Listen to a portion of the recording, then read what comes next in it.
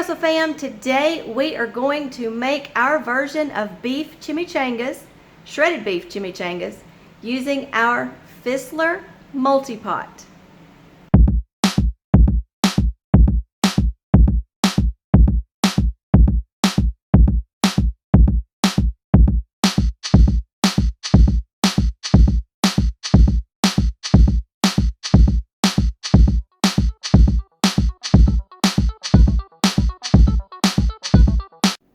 Russell fam, before we get started, there are a few things I want to show you that I thought were neat little features about the Fissler multi-pot. Is the top is not attached, but you can place it in there and it holds it for you, so you don't have to just put it down anywhere on the counter or anything like that. So it just kind of rests right there. And also here is a condensation holder, and so instead of it dripping down all over the pot, this will catch it right here. So I wanted to show you those few little things before we got started. All right, it is time to get started. I'm going to leave the recipe down in the description below, but to save time, I went ahead and chopped our 4 cloves of garlic, our 3 shallots, 1 Roma tomato, 1 small jalapeno, 1 red bell pepper, 1 green bell pepper. And we have it all chopped right here in the Ziploc. And so I have put 2 tablespoons of butter in here. We're going to saute our vegetables. And the Fissler has a neat little feature where you hit the saute button, which is right down here. So we're going to press it. And it's going to sit there and think for a second. And you see the spinning right here? That means that it's heating up. And once that stops, the pea will come back here and the countdown will start once it's up to the temperature that you need it. So I'm going to let it get to that temperature. It usually takes a couple minutes, and then I will be back. All right, it has gotten up to temperature and the butter melted, so I went ahead and poured in all of our vegetables, and you can hear it sizzling. So we are going to saute all of these vegetables until they are tender for maybe about 10 to 12 minutes. And once all of these get sauteed, I will be back to show you what we do next. All right, we have been sauteing for about 8 minutes. I just wanted to show y'all what it looks like. I'm trying to let the camera not fog up, but you see how tender it's cooking them and sauteing them. Alright, I'm going to let them cook for just a few more minutes, and then we will add our meat, and I'll be back in just a minute. Alright, our vegetables are done, and we went ahead and we cubed and we cut into strips a 3-pound roast. We took out the big chunks of fat, but we did leave some fat in here. We cut up our Roma tomato and we put it in here and just kind of let them mix all together overnight. You don't have to do that, we just decided to. So now I'm going to add this into our vegetables.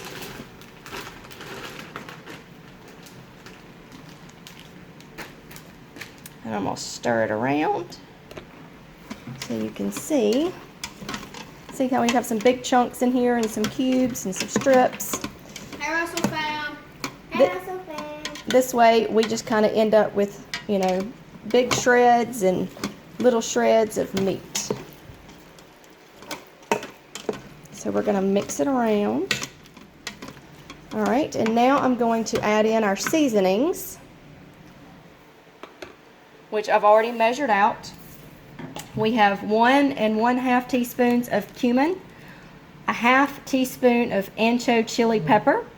We have 1 1/2 tablespoons of salt and 1 1/2 tablespoons of pepper. Like I said before, I will leave this recipe down in the description below. Here's our seasonings I already measured out.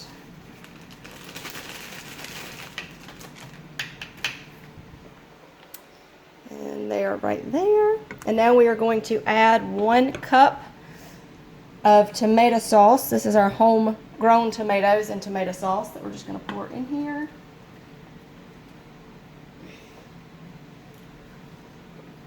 Souspreme. I eat these all the time at our local Mexican restaurant, so we wanted to make some for ourselves in our new Fissler Multi Pot. All right, so I'm going to mix it around, and I'll be back in just a second to show you what it looks like all mixed up. All right, we have it all mixed up, so now what we are going to do is we're going to put our top on it, and I'll show you how we do that. So we take our top. All right, I had to get it situated so you can see. All right, we put it, line it up right here, and you see this pin right here, see how it's in? And then you turn counterclockwise,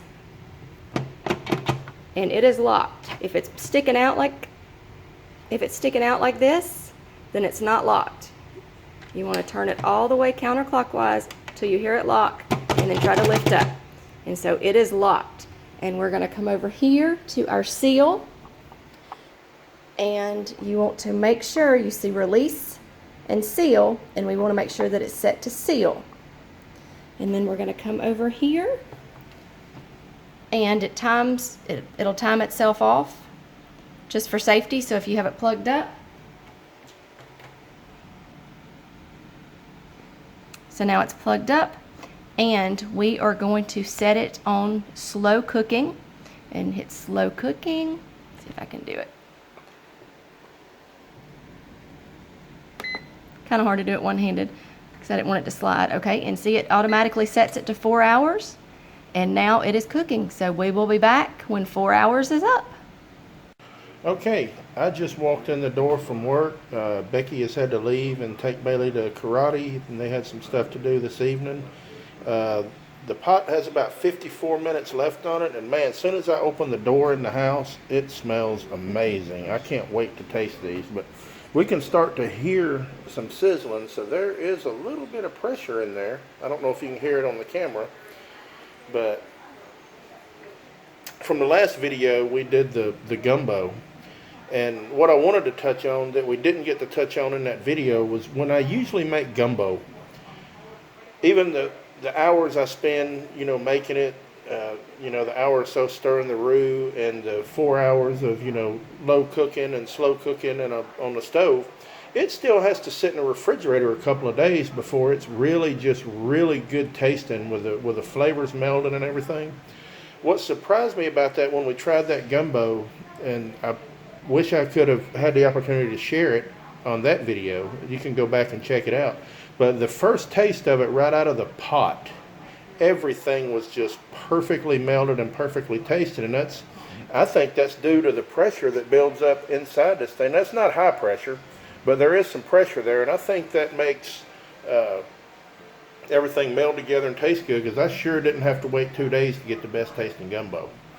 Now, I'm by no means a gumbo expert, but that's just the way it is for me. So simple guys like me, if we can make good tasting stuff and something like this, I'm all for it. So we got about 52 minutes left, and we'll come back and we're going to roll up some chimichangas, drop them in some oil and fry them, and we're going to try them and see how it works out. But folks, so far this is the second time we've used this Fissler pot, and what I got out of it last time, I'm impressed.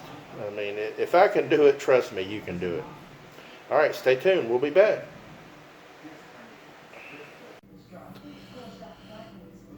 Ladies and gentlemen, I have 40 minutes left to see what's inside this pot. I cannot wait to roll these chimichangas and give them a fry. Now let's talk about this pot a little bit. If you've seen our unboxing, you know that they sent it to us for free for us to review. And so that means we're supposed to say good things about it. Okay. Well, I will tell you, if you will look, this is the second video we've done. And if you'll check our subscriber list, we have less than 1,000 subscribers, so trust me, we're not rich YouTubers, I promise you. But I will tell you, we have given this a second video. And there is companies that have sent us some things, and the last few weeks we've tried, and we always try them out before we post a video to make sure, number one, I don't screw up, Becky never messes up, but man, I'm telling you, I can mess up a shoebox. So if I can mess it up, she never posts it. And you know, of course, we never bash anybody, but the fact that this pot, has had its second video, and I'm telling you, we're not getting paid a dime. This is the real deal. I'm telling you, you cannot go wrong with this pot.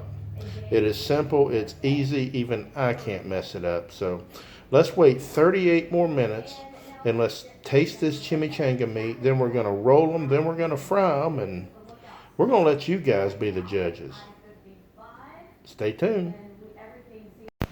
All right, the timer has gone off. You get this when the timer goes off and it beeps. And so now we are going to press this button right here. We were slow cooking, but we're going to make sure there's no steam. So press this button to release any steam that's in there.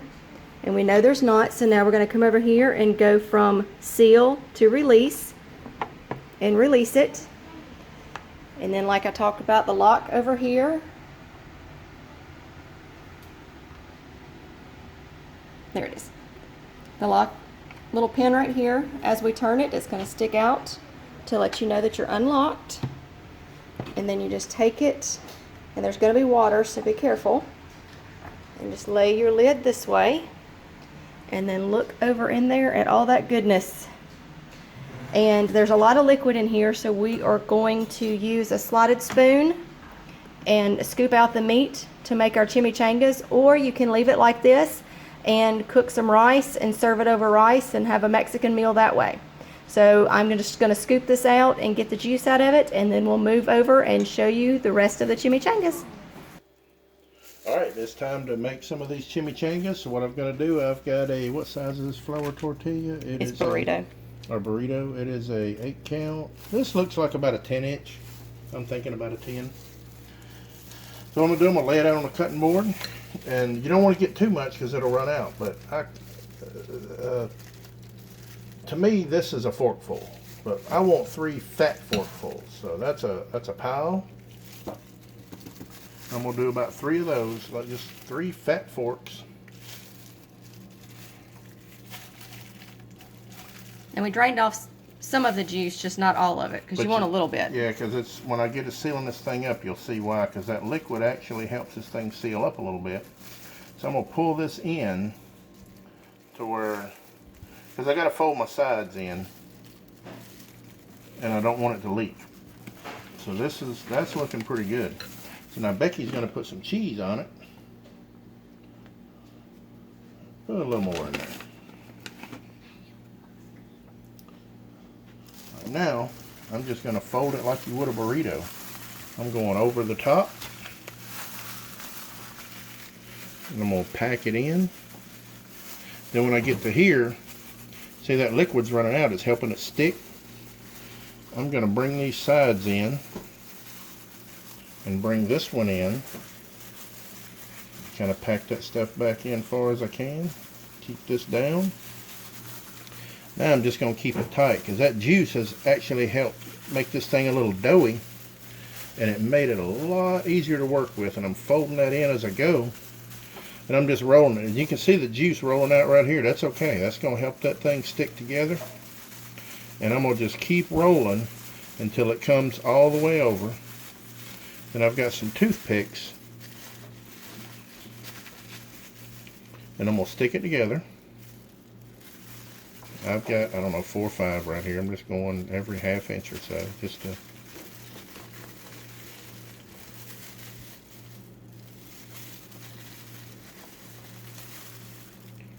But this is not hard.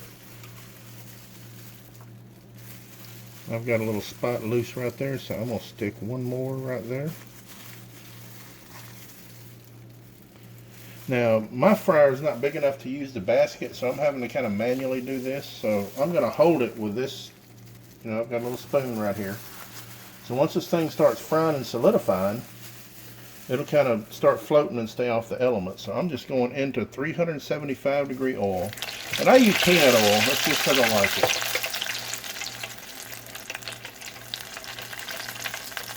And it's going to take probably 6 to 7 minutes. I'm just going to keep it moving. Maybe hold it under if it starts floating to where it all gets golden brown.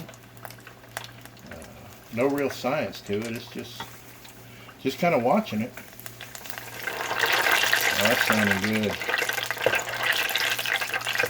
Just giving it a turn.